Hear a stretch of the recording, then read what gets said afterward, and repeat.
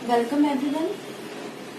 आज हम लोग जो अलजेब्रा का ग्रुप थ्योरी है उसमें साइक्लिक ग्रुप जो है उसके बारे में पढ़ेंगे। ग्रुप क्या होता है, सब ग्रुप क्या होता है, ये हम लोगों ने पिछले लेक्चर्स में देख लिया है। आज साइक्लिक ग्रुप्स के बारे में कुछ पढ़ते हैं। तो साइक्लिक ग्रुप क्या होता है, नाम में ही पहले ही ग्रुप आ रहा है तो हमारे पास एक ग्रुप तो होना ही चाहिए। हमारे पास एक ग्रुप जी और ऑपरेशन ओ हम लोग ले लेते हैं। वैसे जब एक बार हैबिट हो जाती है तो सिंपली जी भी हम लोग ग्रुप को लिख सकते हैं। बाइनरी ऑपरेशन बार बार दिखाने की जरूरत नहीं है, वो अंडरस्टूड होता है कि जी अगर ग्रुप है तो कोई ना कोई बाइनरी ऑपरेशन इसका होगा। तो मान लिया कि हमारे पास एक ग्रुप है जी ओ, इस ग्रुप को कब हम कहेंगे साइक्लिक है। ये हमारा जो ग्रुप जी है इसको हम कब कहेंगे साइक्लिक है। तो उसका एक कंडीशन है कि इस ग्रुप जी के पास कोई एक एलिमेंट मिल जाए। ये मान लिया हमारे पास ग्रुप जी है, अगर हमें कोई एक एलिमेंट इस ग्रुप में मिल जाता है ए, ठीक, कम से कम एक एलिमेंट अगर ए ऐसा मिल जाता है कि इस ग्रुप के बाकी कोई भी एलिमेंट है, जैसे मान लिया कोई दूसरा एलिमेंट बी है, तो बाकी एलिमेंट्स को भी अगर हम इस ए की हेल्प से ए के फॉर्म में लिख सके तो हम कहते हैं ये ग्रुप क्या है, साइक्लिक है। और ए क्योंकि बाकी एलिमेंट्स को जेनरेट कर रहा है खुद की हेल्प से, तो ए एक जेनरेटर हो जाता है। तो कोई ग्रुप जी कब साइक्लिक कहलाता है, अगर उस ग्रुप के पास एक एलिमेंट कोई ए मिल जाए कि ग्रुप के सभी एलिमेंट इस ए की हेल्प से इसके फॉर्म में लिखे जा सके तो हम कहते हैं जी साइक्लिक है और ए उस ग्रुप का जेनरेटर।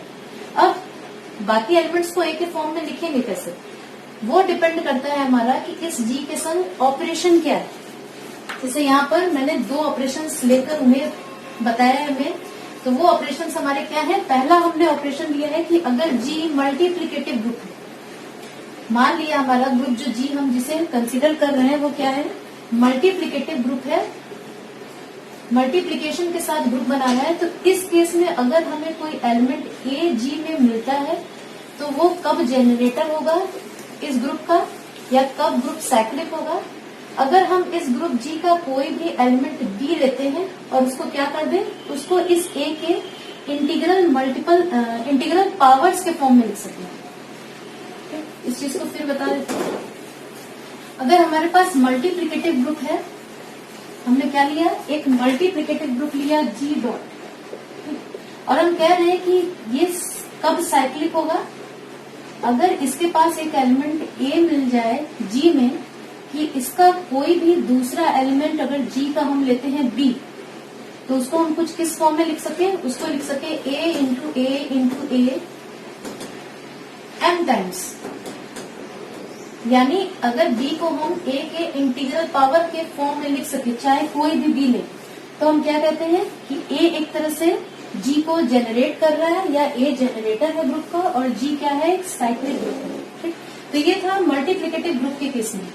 अब अगर हम लेते हैं एडिटिव ग्रुप, तो एडिटिव ग्रुप में क्या होगा हमारे पास, मान लिया कि ये जो हमारा ग्रुप है ये एडिशन के संग ग्रुप बनाना है। ओके, तो इसे कब कहेंगे हम कि ये साइक्लिक है, इसके पास कोई एक एलिमेंट ए मिल जाएगा जी के अंदर कि कोई भी बी दूसरा एलिमेंट जी का लेते हैं तो उसको हम इस ए के हेल्प से कैसे जनरेट कर सकते हैं, कुछ इस तरह से ए प्लस ए एम टाइम्स।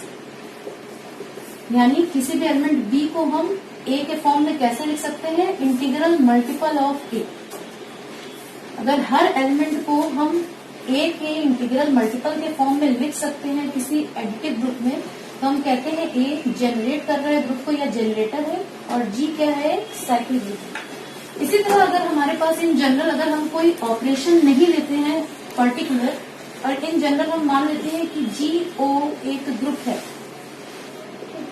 तो जी कब साइक्लिक होगा, जी साइक्लिक होगा अगर कोई एलिमेंट ए मिल जाए, there exist an element A in G such that for every B in G, कोई एक एलिमेंट ए मिले कि कोई भी बी हम ले, फॉर एवरी बी इन जी हम बी को क्या कर सकते हैं, इस ए की हेल्प से जनरेट कर सकते हैं। और वो कैसे करेंगे, A binary operation O, A binary operation O, और ये कितने टाइम होगा, एम टाइम्स। तो इन जनरल हम साइक्लिक ग्रुप का डेफिनेशन इस तरह से दे सकते हैं, a group GO is called a cyclic group if there exist an element A in G such that for every element B in G we can write B as B equal A binary operation O फिर A operation A dash M times where M is any integer। अगर ऐसा हम कर सकते हैं तो हम कहते हैं GO एक साइक्लिक ग्रुप है और A उसका जेनरेटर कहलाता है। ठीक है, अब साइक्लिक ग्रुप को डिनोट कैसे करते हैं, हम पर्टिकुलरली दो केसेस लेके ही थ्योरम्स वगैरह प्रूव करेंगे साइक्लिक ग्रुप के लिए, और वो दो केसेस है जब हमारा ग्रुप मल्टीप्लिकेटिव और एडिटिव है। तो नोटेशन क्या है किसी साइक्लिक ग्रुप को डिनोट करने का, किसी साइक्लिक ग्रुप G को हम डिनोट कर सकते हैं इस फॉर्म में, फॉर मल्टीप्लिकेटिव ग्रुप। अगर मल्टीप्लिकेटिव ग्रुप है हमारे पास तो क्या करेंगे हम, G को इस तरह से लिख सकते हैं साइक्लिक ग्रुप को, क्योंकि इस G के सारे एलिमेंट जो होंगे वो एक ही कोई इंटीग्रल पावर सी होंगे।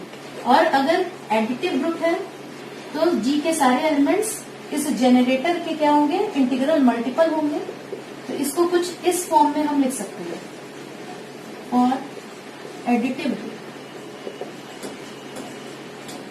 मल्टीप्लिकेटिव ग्रुप में क्या होता है, हर एलिमेंट जेनरेटर का इंटीग्रल पावर होता है, इसके एलिमेंट्स इंटीग्रल पावर्स के फॉर्म होंगे एक एक। और अगर एडिटिव ग्रुप है तो हर एलिमेंट G का क्या होगा, A का इंटीग्रल मल्टीपल होगा, यानी हर एलिमेंट MA के फॉर्म का होगा। तो ये हमारे नोटेशंस हो गए मल्टीप्लिकेटिव ग्रुप के केस में और एडिटिव ग्रुप के केस में साइक्लिक ग्रुप के लिए। और additive groups are representation of cyclic group, okay, where A is generator,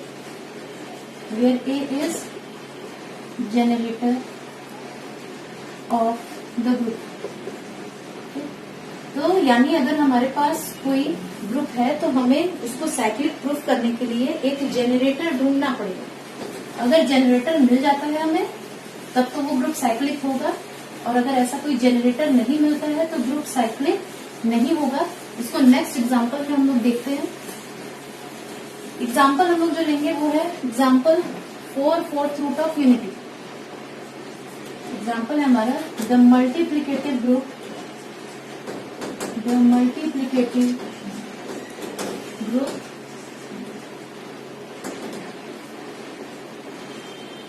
G equal 1 minus 1 I minus I of 4/4 root of unity is a cyclic group,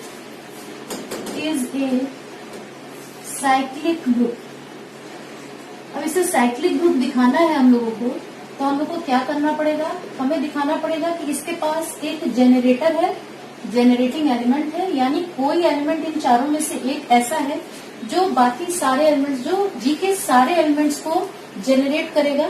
ठीक, तो देखते हैं ऐसा कोई एलिमेंट है या नहीं।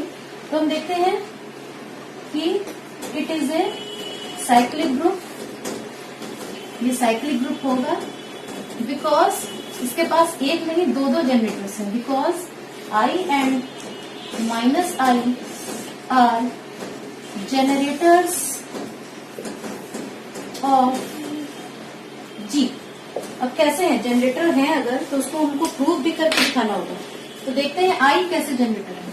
जनरेटर का क्या काम होता है, जनरेटर अपने इंटीग्रल पावर के फॉर्म में हर एलिमेंट को लिख सकता है।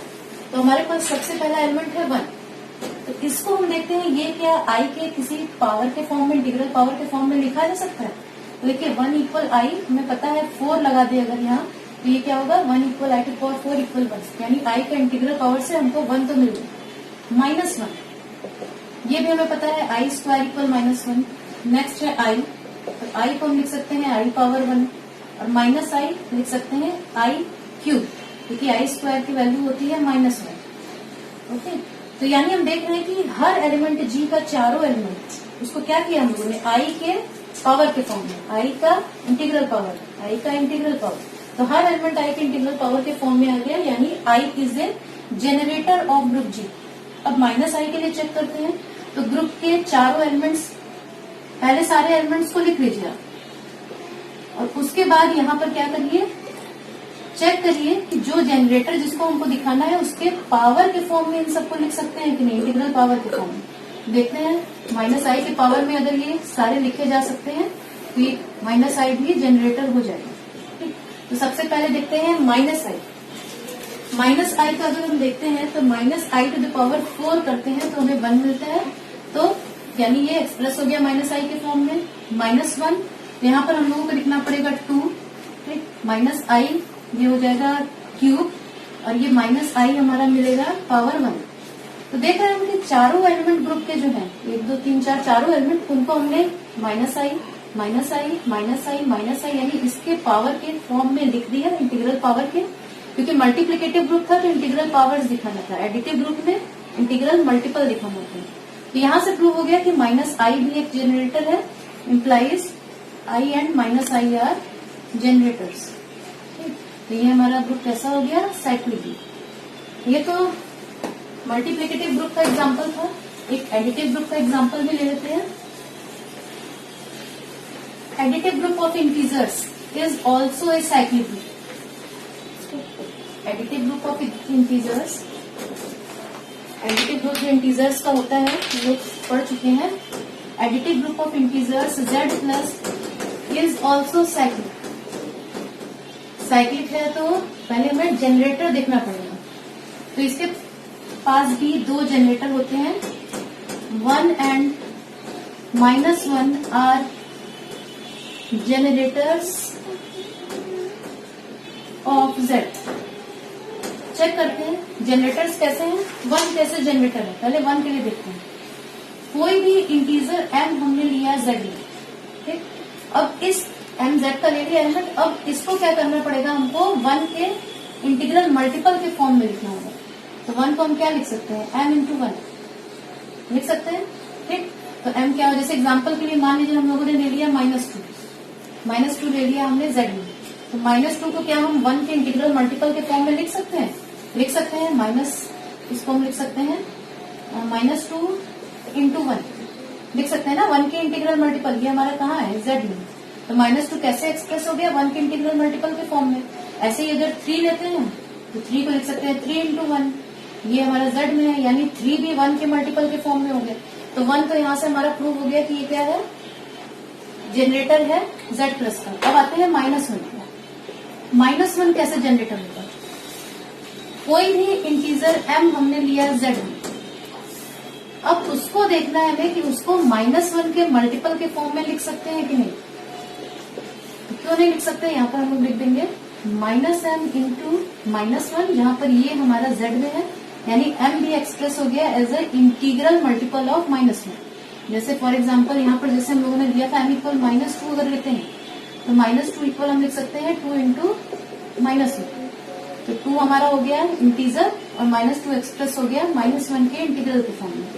इसी तरह 3 लेते हैं तो उसको लिख सकते हैं -3 इंटू -1, ओके। यहाँ पर 3 हमारा z में, तो -1 भी हमारा एक जनरेटर हो गया। तो इस तरह से ये हमारा एक साइक्लिक ग्रुप है। नेक्स्ट थ्योरम है हमारा, every cyclic group is एबिलियन। एबिलियन means commutative, ये हम लोग पहले ही पढ़ चुके हैं।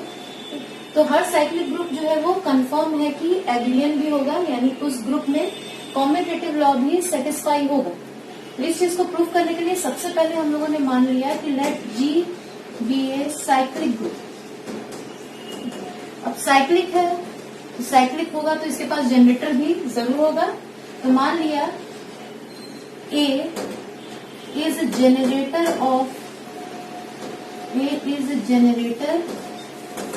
Of G।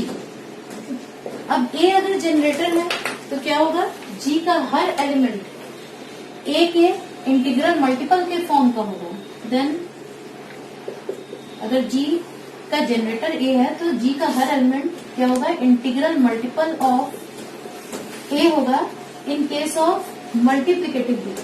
अगर मल्टीप्लिकेटिव ग्रुप है हमारा, in case of multiplicative group, और integral G is all element of G are integral powers of A। अगर मैंने बोला इंटीग्रल मल्टीपल तो सॉरी, मल्टीप्लिकेटिव ग्रुप में क्या है, जी के सारे element integral powers of A होंगे, और अगर एडिटिव ग्रुप है तो all the elements of G are integral multiples of A. तो एडिटिव ग्रुप में integral multiple of A, multiplicative में क्या होगा, integral powers of A. In case of additive group G, additive group G, तो दोनों case में लेके हम लोग एबिलियन प्रॉपर्टी प्रूव करेंगे। तो पहला case, if G is abelian, if G is multiplicative group, if G is multiplicative group, multiplicative group है, कॉम्यूटेटिव प्रूफ करना है, तो क्या करेंगे, if G is multiplicative group, उस केस में देखेंगे कि जी एबिलियन होता है या नहीं। अगर जी साइक्लिक है, साइक्लिक तो लिया ही हमने, तो कोई दो एलिमेंट लेते हैं हम लोग जी के, तो जी मल्टीप्लिकेटिव ग्रुप जो है तो इसके एलिमेंट्स किस फॉर्म के हैं, ए के इंटीग्रल पावर्स के फॉर्म में।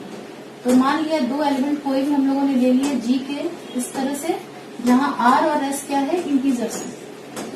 तो यहां से हमारे पास है a r into a s equal a r plus s equal a s plus r, क्योंकि इंटीजर्स का सम जो होता है वो क्या होता है, कॉम्यूटेटिव। ठीक, तो ये लिख सकते हैं, यहां से लिख सकते हैं A S into A R. ठीक, तो देख रहे हैं हम लोग, चाहे इस ऑर्डर में मल्टीप्लिकेशन करें चाहे इस ऑर्डर में, दोनों तरह से सेम वैल्यू मिलती है, इम्प्लाइज जी इज एडिटिव। ये हमारा कब का केस हमने प्रूफ किया, अगर जी एडिटिव ग्रुप है। अब जी अगर मल्टीप्लिकेटिव ग्रुप है तब क्या होगा, ये प्रूफ किया जब जी मल्टीप्लिकेटिव ग्रुप है। अब जब जी एडिटिव ग्रुप है, इफ जी इज एडिटिव, इस केस में कोई दो एलिमेंट जो हम लेंगे वो क्या होंगे, ए के इंटीग्रल मल्टीपल्स होंगे। तो मान लिया R A and S A belongs to G, जहां पर आर और एस क्या है, इंटीजर्स है।